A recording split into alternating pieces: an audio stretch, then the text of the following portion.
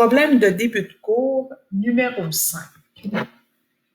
Donc ici, on a un dessin avec un plan cartésien, avec une figure à l'intérieur, c'est-à-dire un triangle, dans lequel on a une autre ligne qui se sépare. Les deux droites semblent parallèles, mais on n'oublie jamais que si on fait juste dire « elles semblent parallèles », ce n'est pas suffisant. On remarque qu'on a des lettres sur chacun des sommets, en tout cas, soit sur les sommets ou aux rencontres de la droite qu'on a insérée dans notre figure. On a des coordonnées pour presque chacune, sauf le point P. Donc, c'est pas mal ce qu'on voit. On ne sait pas trop si c'est un triangle qui est rectangle, on ne sait pas s'il est isocèle. Ça, c'est ce qu'on voit. Donc là, juste en regardant, j'ai des coordonnées, je pourrais penser à des points milieux, je pourrais penser à des points de rencontre, je pourrais penser à des distances entre deux points. Donc, je préfère la distance entre deux points.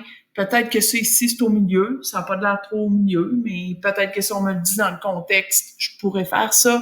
Donc, il faut juste essayer d'avoir dans notre tête un petit plan de match, là. Tu sais, dire, ça me fait penser à quoi? Si je vois une figure comme ça, je ne penserai pas à des statistiques, certainement. Mais distance entre deux points, ça pourrait avoir du sens. Au parallèle, si c'est parallèle, ben ça veut dire que les droites, ils ont la même pente. Si c'est perpendiculaire, ben mes pentes, quand je multiplie ensemble, ils devraient me donner moins 1. Donc, c'est tous des indices qu'on doit avoir en tête, pas très, très, très loin. Donc, là, je t'ai fait comme un déchiffrage de quelque chose juste en regardant une figure, mais on ne peut pas s'appuyer sur tout ce qu'on pense. Il faut s'appuyer sur quelque chose de concret puis qui nous permet d'être sûr de ce qu'on avance. Fait qu'on va aller lire notre contexte, mais déjà en partant, on est capable d'avoir une petite idée de vers où on s'en va. On dit dans le plan cartésien ci-contre, on a appliqué au triangle ABC une homothétie de centre C. Bon, afin d'obtenir le triangle PRC. Là, tu vas dire, oh boy, il me semble qu'il n'y a pas grand-chose comme information, Annie, là-dedans. Une homothétie de centre C. Ouf! Ça fait longtemps que j'ai vu ça. Oui, tu as vu ça en secondaire 2. Je vais t'amener l'information, puis je l'ai placée dans mes problèmes de début de cours parce que, justement, je me disais que je pourrais pas vraiment te donner ça en examen puisque c'est une notion qui est assez loin dans notre tête.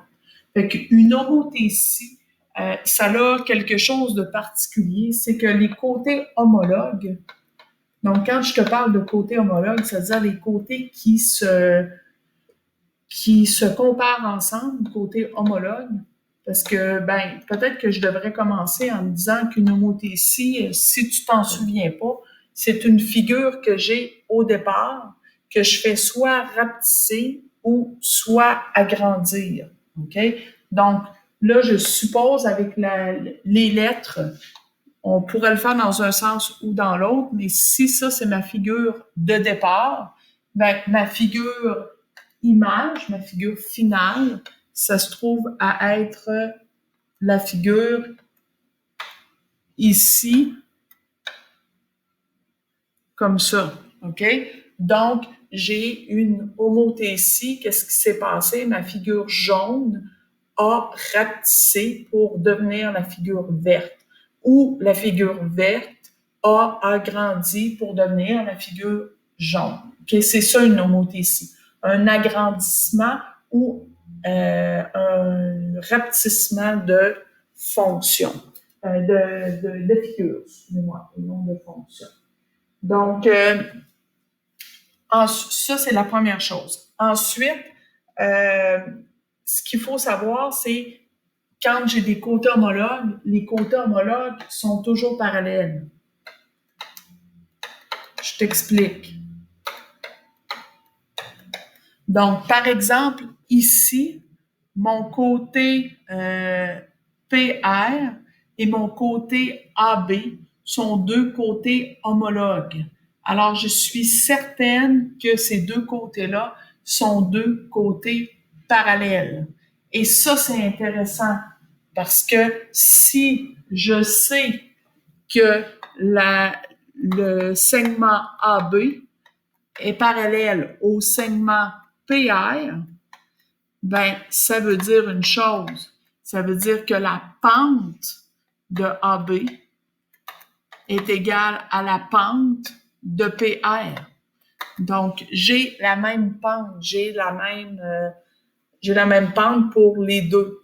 Et dans un cas, je suis capable de trouver ma pente. C'est lequel? Ben, je suis capable de trouver une pente parce qu'une pente comment est-ce qu'on fait pour trouver ça? On fait Y2 moins Y1 sur X2 moins X1. Et ça, je suis capable de le faire si j'ai deux points, deux coordonnées, OK? Et présentement, j'ai la coordonnée A, puis j'ai la coordonnée B. Tandis que dans PR, je connais R seulement. Ah, ça pourra peut-être m'aider. Peut-être que ça pourrait être intéressant si je cherche la pente de AB, je connaîtrai la pente de PR. Et là, je ne sais pas si tu vois où est-ce que je m'en viens, mais quand j'ai, excuse-moi, j'effacerai pas parce que sinon on va les perdre. Quand j'ai un point, quand j'ai une pente, si j'ai une pente parce que les pentes sont parallèles, puis que je connais une coordonnée en plus de la pente, je serai capable de retrouver l'équation d'une droite en utilisant cette équation-là ici. OK? Donc, ça pourrait peut-être être intéressant. On va retourner voir sur notre problème. Donc, dans mon problème ici, qu'est-ce qu'on me demande, parce que je n'ai pas continué à lire, on me demande quelles sont les coordonnées de P. Donc, on me demande de trouver le X et le Y du point P. C'est ça qu'on me demande. On me demande de trouver le point ici. Et là, ce qu'il faut que je déclique à toutes les fois quand je suis dans une figure, puis que je trouve que des fois, c'est pas nécessairement évident pour vous. Regardez, la droite PR, là, je pourrais la continuer comme ça à l'infini.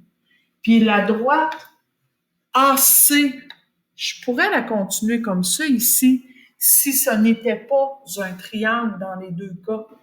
Mais si je te faisais deux droites comme ça, à mon avis, tu aurais sûrement plus de facilité pour me dire, ben, Annie, le point P, là, le point P est un point de rencontre, un point d'intersection.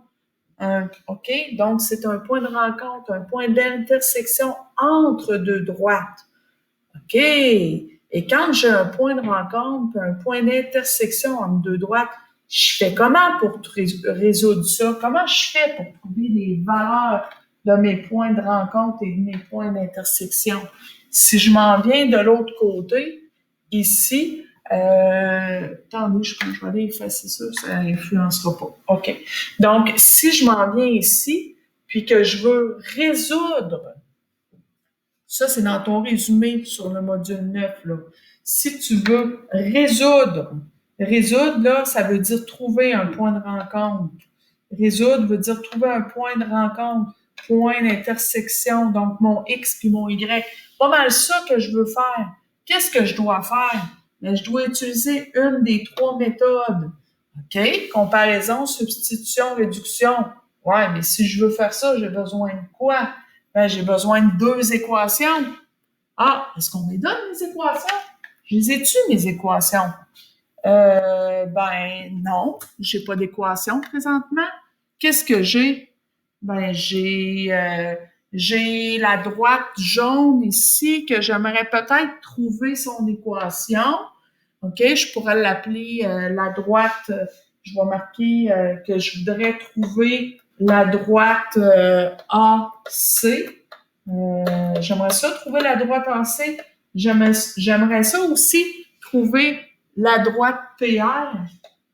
La droite PR, parce que si j'avais ces deux-là, ben, je serais sûrement capable d'aller retrouver, de prendre une des méthodes comparaison, réduction, substitution pour pour trouver mon point de rencontre.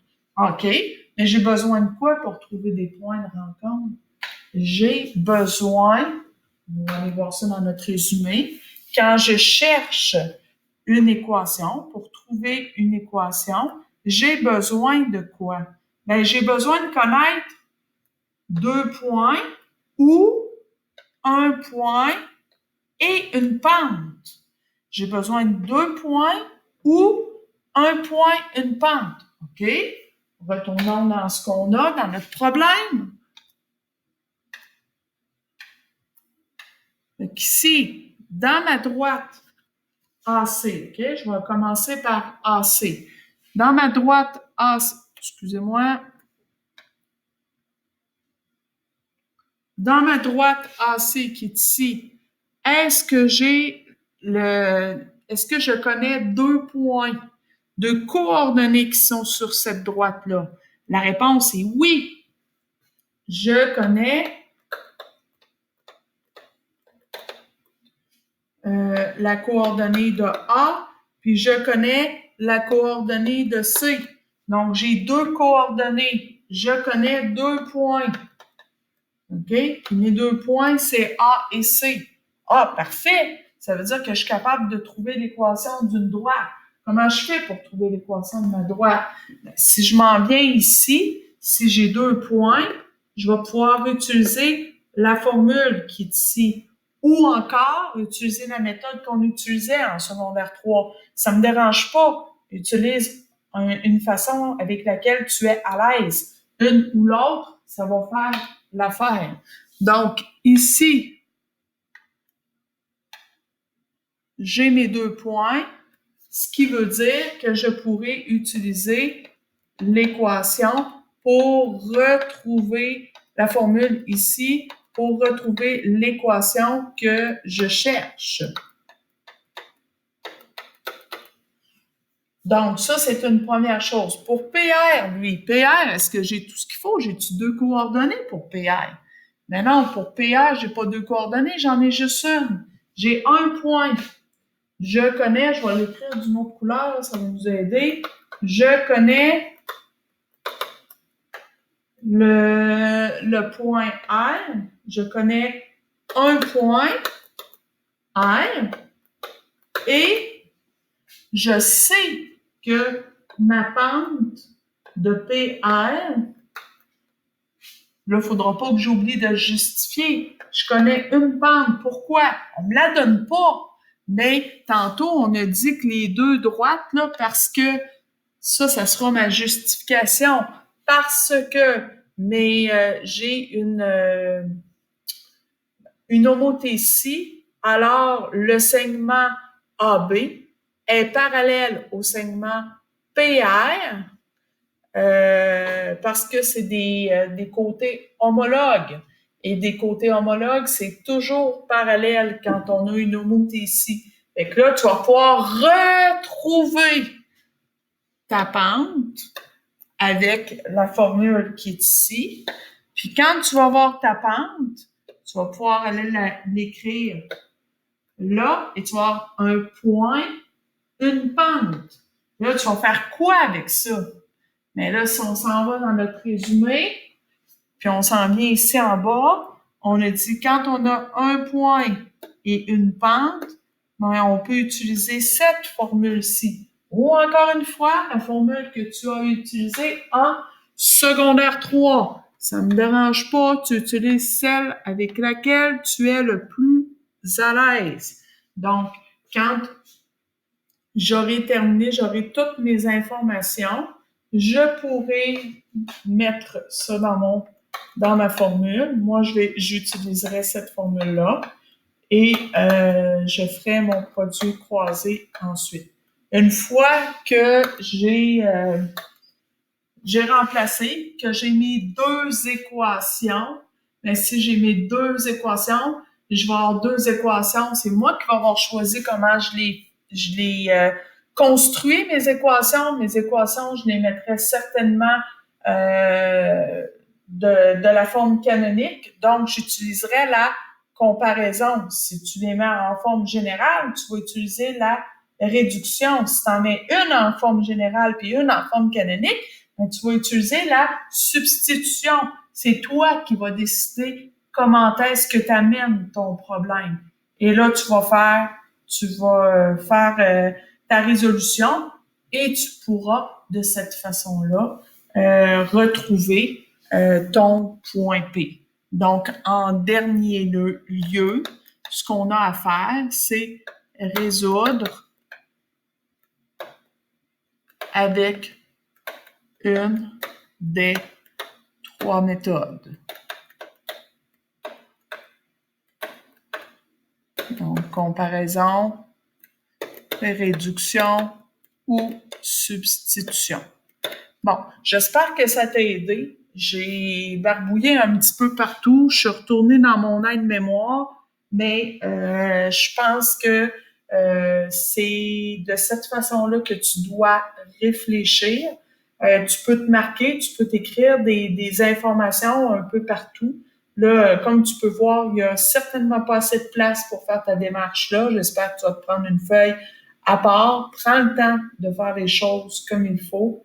Tu n'en as pas beaucoup à faire, mais prends le temps de bien faire des démarches pour te structurer dans ta tête puis faire une belle révision pour te préparer pour l'examen de Noël.